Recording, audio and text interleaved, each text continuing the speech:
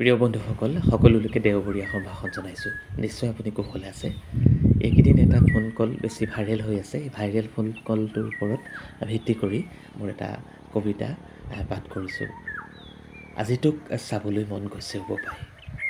দীৰ্ঘদিনীয়া মনোমালিন্যবোৰ চক্ৰবৃদ্ধি হাৰত বহাৰ পাছত ময়ো তহঁতক আমনি নকৰোঁ হ'ব পাৰে।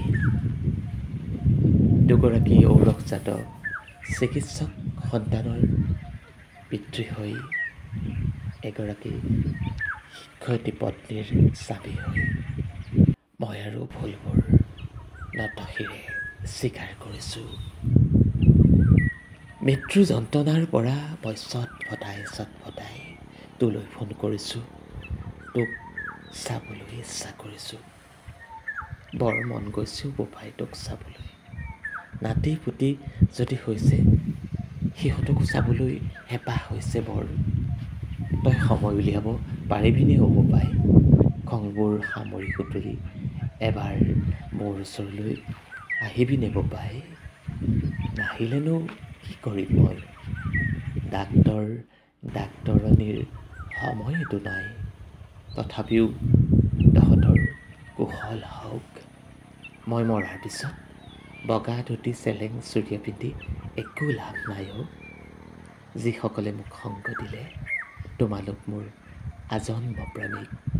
নেদেখা ঠাইৰ পৰাই জনাইছোঁ প্ৰণাম। ঈশ্বৰে তোমালোকক সহায় কৰক। প্ৰিয় বন্ধুসকল, এনেকুৱা এক সম্পৰ্ক যেন কাৰো মাজতেই, অসমবাসীৰ মাজতেই নহওক, কেতিয়াও নহওক। পিতা পুত্ৰৰ এই সম্পৰ্কই সমাজখনক ৰুগীয়া কৰি পেলাব। আমি বহুদূৰ পিছ পৰি যাম। সেয়েহে নিজৰ আত্মোপলব্ধিৰে নিজৰ খং অভিমানবোৰ এৰি আমি নিজৰ বাটত নিজে আত্মসমালোচনা কৰি আগবাঢ়ি যোৱা উচিত। পিতৃ মাতৃৰ সতে পুত্ৰ বোৱাৰীৰ পত্নীৰ এনে সম্পৰ্কই সমাজ এখনক সামাজিক কেৰম সৃষ্টি কৰে।